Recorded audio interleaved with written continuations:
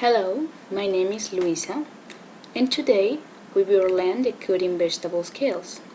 This is one of the most important skills for kitchen workers because every restaurant serves at least one kind of cutted vegetables in the dish. The first step is learning how to hold a knife. The cutting hand, which grips the knife, has the start turn, but the other hand is an important supporting player. That helping hand holds, nudges and stabilizes the ingredient being cut to maximize safety and efficiency.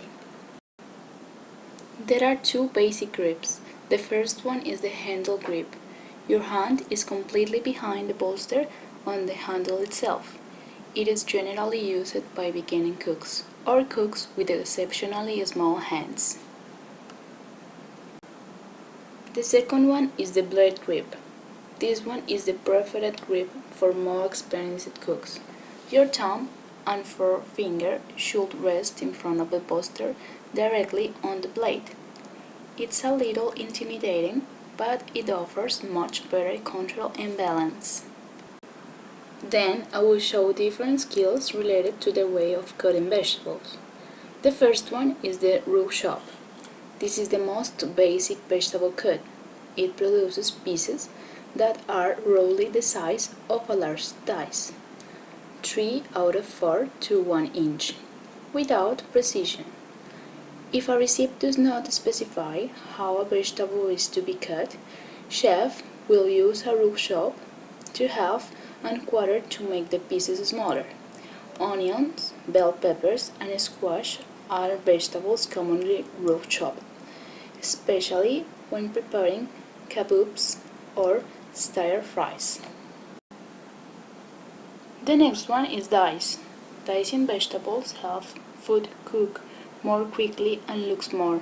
A dice is a cube cut made by slicing a vegetable vertically and horizontally to achieve a checkered pattern. A large dice produces pieces measuring about 3 out of 4 inch, a medium about 1 out of 2 inch, a small about 1 out of 2 inch. Most recipes that call for vegetables usually ask for them to be diced. Potato, tomatoes, onion, and bell peppers are among the most common. The next one is mince. A mince is essentially a very fine chop that, when performed on a vegetable, for example a garlic, will resemble a coarse paste. But because it's so fine, it also tends to be less precise. Minced vegetables dissolve quickly and are perfect for cooking broths and sauces.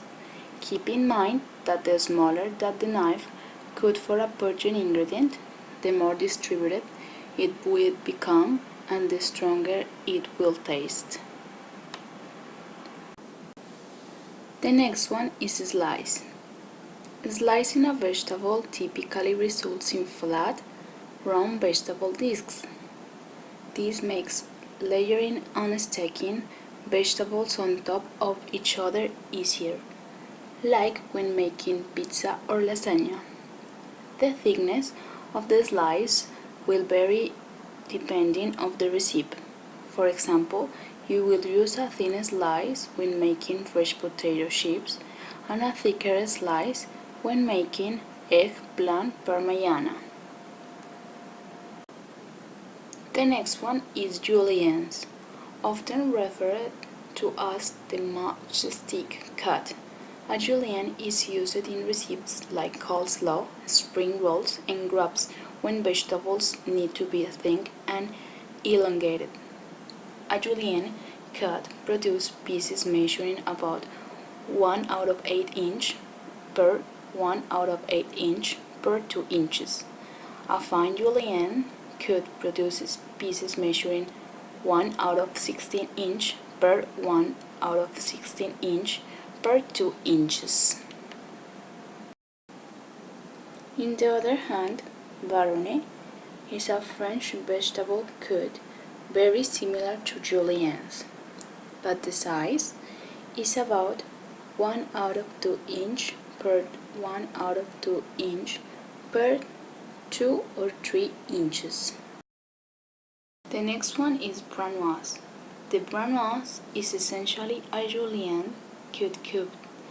It produces pieces measuring 1 out of 8 inch or 1 out of 16 inch depending on the size of the julienne.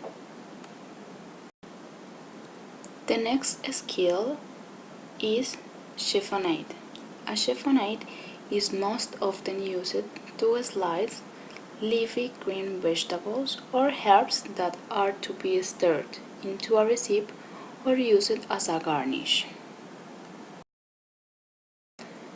To properly execute a chiffonade, neatly stack leaves that are roughly the same size rolled stack from tip to tip. Slice the roll lengthwise several times to create beautiful ribbons.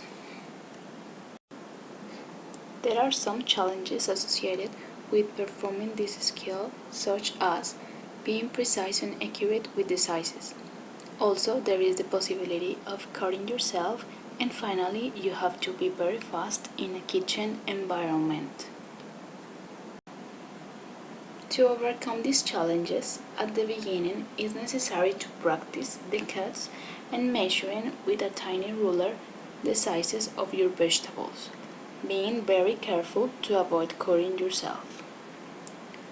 When these skills are ready, then you can be very fast in your kitchen and prepare the most wonderful dishes.